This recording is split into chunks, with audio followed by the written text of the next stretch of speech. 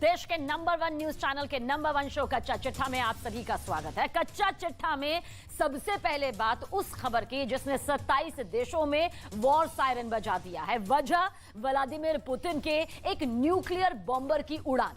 रूस ने अपने दुश्मनों को टेंशन देने के लिए एक बहुत बड़ा कदम उठाया, इतना बड़ा कदम जिसके बारे में कहा जा रहा है कि इससे परमाणु युद्ध तक छिड़ सकता है।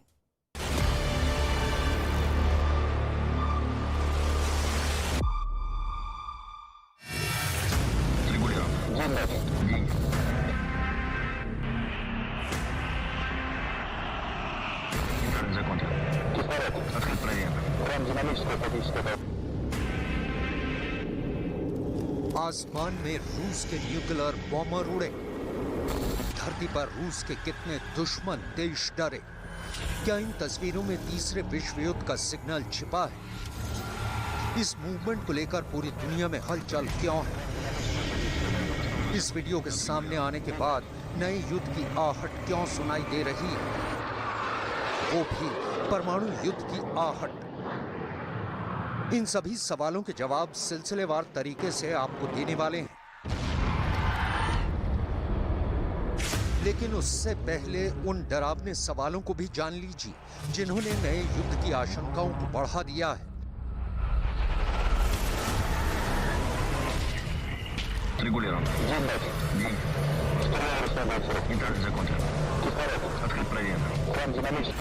रात के अंधेरे में रूस के न्यूक्लियर बॉम्बर की इस उड़ान को परमाणु युद्ध की सीधी चेतावनी के तौर पर क्यों देख रही है दुनिया?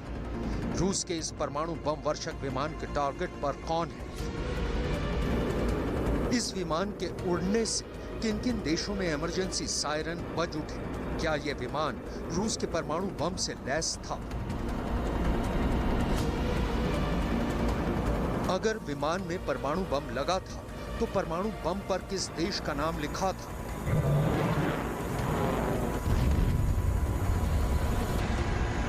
रूस के दुश्मनों की सबसे बड़ी डर की वजह देख लीजिए। पुतिन ने अपना सबसे बड़ा न्यूक्लियर बॉम्बर Tu-160 को बेरेंट सागर के ऊपर उड़ाया है। रूस ने अपने इस न्यूक्लियर बॉम्बर को नॉर्वेजियन सागर के ऊपर उड़ाया है।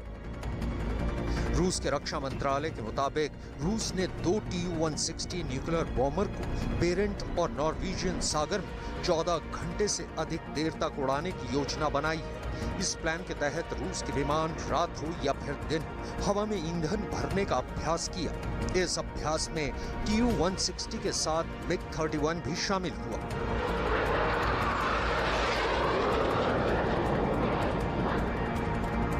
Tu-160 रूस का अहम परमाणु बम वर्षक विमान है। रूस ने जब से इसका वीडियो जारी किया है, पूरे नेटो में खौफ की लहर दौड़ गई है, क्योंकि रूस के ये ऐसे बम वर्षक विमान हैं जिनके जरिए रूस किसी भी देश पर परमाणु बम से हमला कर सकता है।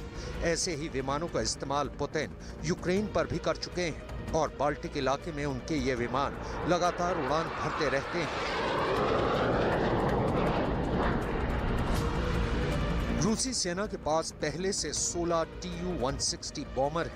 रूस इन्हें अपग्रेड करने में लगा है। साथ ही साथ रूस 50 Tu-160M बॉम्बर को अपनी वायुसेना के बेड़े में शामिल करने पर तेजी से काम कर रहा है।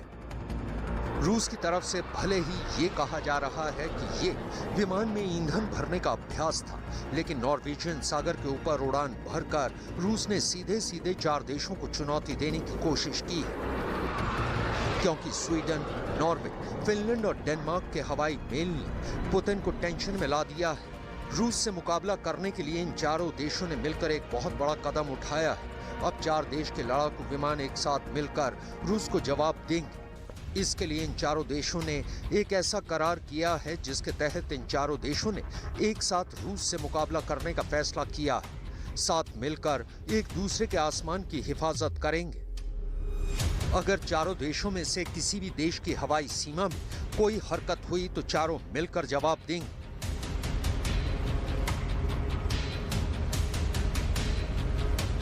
स्वीडन, नॉर्वे, फिनलैंड और डेनमार्क ने संयुक्त नॉर्डिक वायु रक्षा समझौता किया है, जिसका मकसद है रूस से बढ़ते खतरे का मुकाबला करना।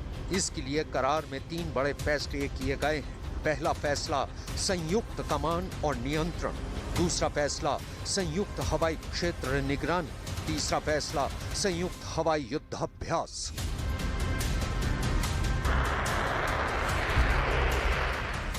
इस समझौते को स्वीडन, नॉर्वे, फिनलैंड और डेनमार्क के वायुसेना कमांडरों ने मिलकर किया, जिसे नॉर्डिक हवाई क्षेत्र की सुरक्षा के लिए बहुत बड़ा पहल बताया जा रहा है। संयुक्त नॉर्डिक वायु रक्षा समझौते पर चारों देशों के वायुसेना प्रमुखों ने दस्तखत किए हैं। फिनलैंड के वायुसेना प्रमुख major general Juha-Pekka Kernen, Sweden के major general Jonas Wikman, Norway के वायुसेना प्रमुख मेजर जनरल रॉल्फ पोलैंड और डेनमार्क के air force chief major general John Dam ने मिलकर इस करार को अमली जामा पहनाया है। इस करार के तहत अब किसी भी देश के हवाई इलाके में कोई घुसपैठ हुई तो चारों देशों की वायुसेना मिलकर जवाब देगी। इस करार के पूरा हो जाने के बाद रूस से जंग के हालात में अगर एक तरफ रूस के लड़ाकू विमान होंगे तो दूसरी तरफ स्वीडन, नॉर्वे, फिनलैंड और डेनमार्क के 300 से अधिक लड़ाकू विमान होंगे। साफ है, अब अगर रूस की एयरफोर्स इन देशों को डराने की कोशिश करेगी तो चारों देशों के फाइटर जेट मिलकर जवाब देंगे। नॉर्वे के पास 57 F-16 फाइटर जेट और 37 F-35 फाइटर जेट है। इसके साथ ही नॉर्वे ने 15 और फाइटर जेट का ऑर्डर दिया है। फिनलैंड के पास 62 F-18 हॉर्नेट जेट है, वहीं 64 F-35 का ऑर्डर दिया हुआ है, जबकि डेनमार्क के पास 58 F-16 है, 27 नए F-35 खरीद रहा है। वहीं स्वीडन के पास 90 से ज्यादा ग्रिपेन्स जेट हैं। दरअसल चारों नॉर्डिक देशों को आशंका है कि रूस के राष्ट्रपति व्लादिमीर पुतिन उन पर अटैक कर सकते हैं। यही वजह है कि चारों देशों ने रूस की सेना के आक्रमण की सूरत में करारा जवाब देने के लिए ये फैसला किया, अपनी हवाई सीमाओं को महफूज करने का प्रण लिया। नॉर्डिक देशों को आशंका है कि रूस अपने मेनलैंड के साथ साथ कलिनिनग्राद से हवाई हमले कर सकता है, मिसाइल अटैक कर सकता है। विदेशी मीडिया के मुताबिक नॉर्डिक देशों को बड़ा खतरा कलिनिनग्राद से उड़ने वाले रूस के लड़ाकू विमानों से है। कलिनिनग्राद से स्वीडन की दूरी 870 किलोमीटर है। कलिनिनग्राद से डेनमार्क की हवाई दूरी 514 किलोमीटर है। कलिनिनग्राद से फिनलैंड 1000 किलोमीटर दूर है। वहीं कलिनिनग्राद से नॉर्वे की दूरी 818 किलोमीटर है। कलिनिनग्राद बाल्टिक सागर से लगा है। रूस की नौसेना के बाल्टिक सागर बेड़े का मुख्यालय भी कलिनिनग्राद में है। कलिनिनग्राद 223 किलोमीटर के इलाके में फैला है। ऐसा माना जाता है कि कलिनिनग्राद में रूस ने परमाणु हथियार लगा रखे हैं। यूक्रेन पर हमला करने के बाद रूस ने कलिनिनग्राद में ही परमाणु हमले का अभ्यास किया था। रूस की कई परमाणु हमला करने में सक्षम पनडुब्बियां इस बेस पर तैनात रहती हैं। ऐसे में अगर नॉर्डिक देशों से रूस का युद्ध हुआ तो उन्हें आशंका है कि रूस इस बेस से परमाणु हमला तक कर सकता है। वहीं नॉर्वेजियन सागर के मीलों दूर बाल्टिक सागर में एस्टोनिया के पास रूस के 3 फाइटरों को आगे बढ़ते देख नेटो के विमान उनके पीछे पड़ गए। बाल्टिक सागर में रूस के 3 लड़ाकू विमान नेटो देश एस्टोनिया के बेहद नजदीक पहुंच गए। रूस के लड़ाकू विमानों के पहुंचते ही वहां खलबली मच गई। रूस के इन 3 विमानों ने बाल्टिक सागर के ऊपर एस्टोनिया के उत्तर पश्चिम के इलाके में उसके बेहद नजदीक उड़ान भरी। रूस के विमानों को जवाब देने के लिए ब्रिटेन और जर्मनी के लड़ाकू विमानों ने कमान संभाली और दोनों देशों के फाइटर जेट ने रूस के लड़ाकू विमानों को खदेड़ने के लिए उड़ान भरी। रूस के विमानों में एक जासूसी विमान के साथ रूस के 2 सुखोई लड़ाकू विमान भी शामिल हैं, जिसकी खबर मिलते ही ब्रिटेन का एक टाइफून फाइटर जेट और जर्मनी का एक लड़ाकू विमान भी उसी इलाके में पहुंच गए। दावा है कि जर्मनी और ब्रिटेन के फाइटर जेट को देखते ही रूस के तीनों विमान वहां से वापस चले गए। हालांकि बाद में रूस ने दावा किया कि वो अंतर्राष्ट्रीय समुद्री सीमा में उड़ान भर रहे थे, लेकिन नेटो को रूस पर भरोसा नहीं है। यही वजह है कि वो रूस के किसी भी कदम को हल्के में नहीं लेता। यूक्रेन पर रूस के हमले के बाद से ही यूरोप के उन देशों पर भी खतरा मंडरा रहा है जो यूक्रेन के मददगार हैं। रूस कई बार ये खुलकर कह चुका है कि देर सवेर यूक्रेन के साथ खड़े देशों को कीमत चुकानी होगी।